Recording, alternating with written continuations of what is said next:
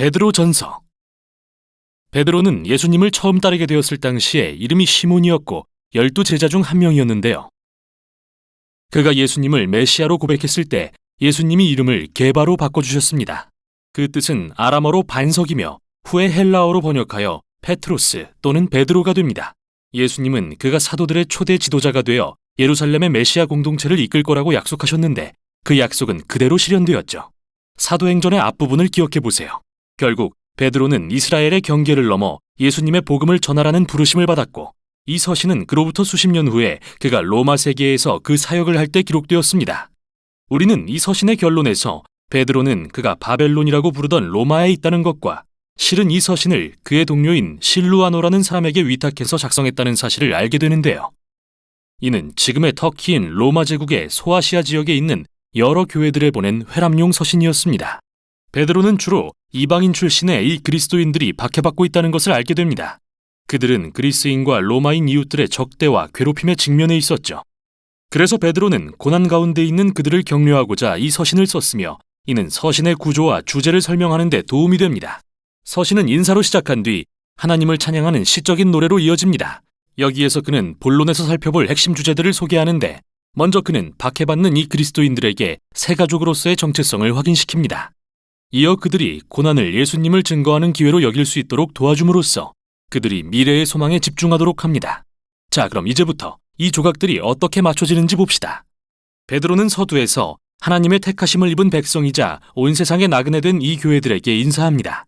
그는 줄곧 이 서신의 수신자가 이방인 그리스도인들이라는 것을 분명히 밝힙니다.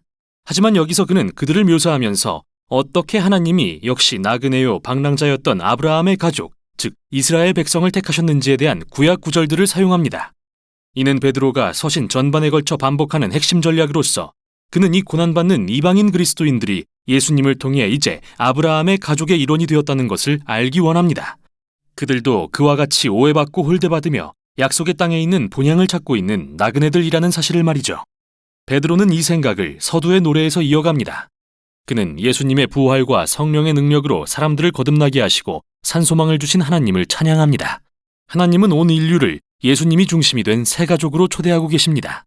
하나님의 사랑받는 자녀라는 새 정체성과 예수님이 왕으로 다시 오실 때 세상이 하나님의 사랑으로 거듭날 것에 대한 새 소망을 가진 가족으로요. 또한 이 소망을 가진 사람들에게 고난과 핍박이 사실 뜻밖의 선물인 이유는 마치 단련하는 불처럼 거짓 소망과 동요를 태워 없애고 우리에게 본향과 소망을 기억하게 하기 때문이죠. 그래서 역설적으로 인생의 환난은 실제로 우리의 믿음을 깊어지고 더욱 순전하게 만듭니다.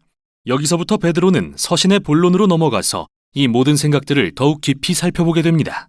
그는 먼저 하나님의 백성이 갖는 새 가족의 정체성이라는 주제를 전개합니다. 그는 이스라엘 민족에 대한 유명한 구약의 이미지들을 이방인 그리스도인들에게 적용합니다.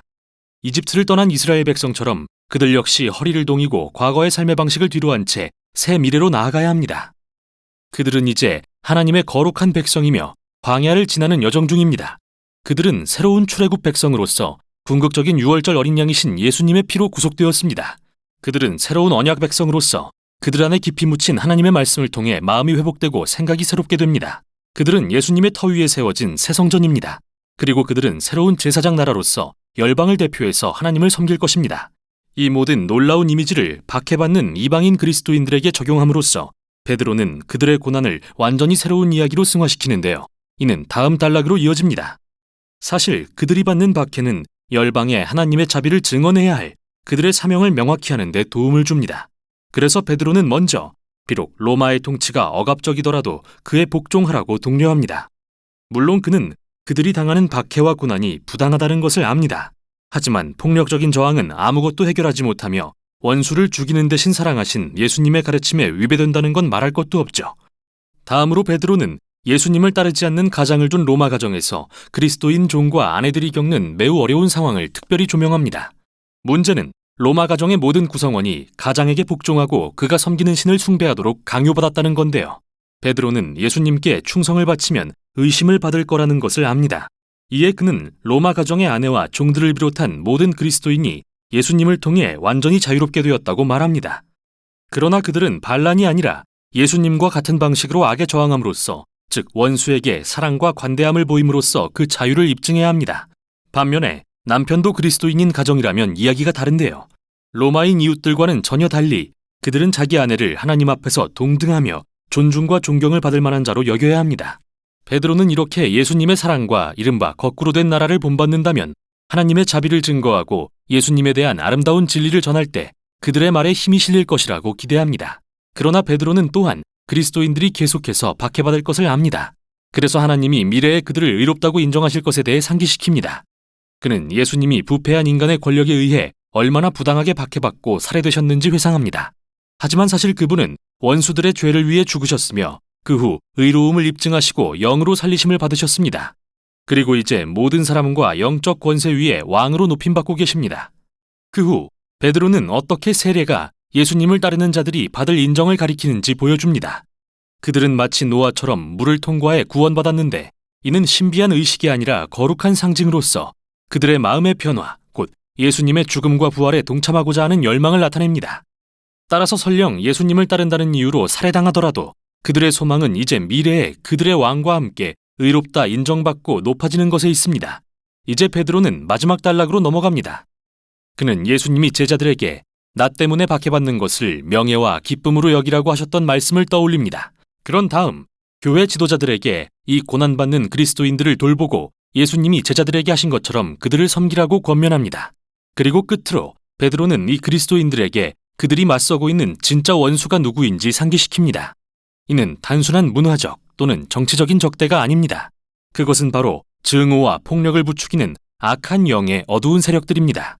그들은 예수님과 그분의 가르침에 충성하고 그분의 재림과 악에 대한 최후 승리를 기대함으로써 마귀에 저항해야 합니다. 베드로는 하나님께 힘주시길 기도하고 로마 교회에 인사를 전하며 결론을 맺는데요. 그가 로마를 바벨론으로 부르는 것이 주목할 점입니다. 베드로는 여기서 바벨론이라는 이름을 모든 타락한 나라의 전형으로 삼았던 구약 선지자들의 전통을 따르고 있습니다. 따라서 로마는 새로운 바벨론이며 로마 제국은 지금 하나님의 백성이 새로운 창조 세계에 마련된 본향을 떠나 나그네 된 곳입니다. 베드로 전서는 고난 중에 있는 그리스도인의 소망을 되새기게 하는 강력한 글입니다. 하나님의 백성은 맨 처음부터 오해받는 소수였으며 적대에 부딪힐 것을 예상해야 합니다. 왜냐하면 그들은 다른 왕이신 예수님의 통치 아래 살도록 선택되었기 때문입니다. 하지만 핍박이 교회의 뜻밖의 선물이 될 수 있는 이유는 예수님의 놀라운 관대하심과 사랑을 다른 이들에게 보여줄 기회를 제공하기 때문이며 그분의 재림에 대한 소망이 이를 감당할 힘을 줍니다. 이게 바로 베드로 전서가 전하는 내용입니다.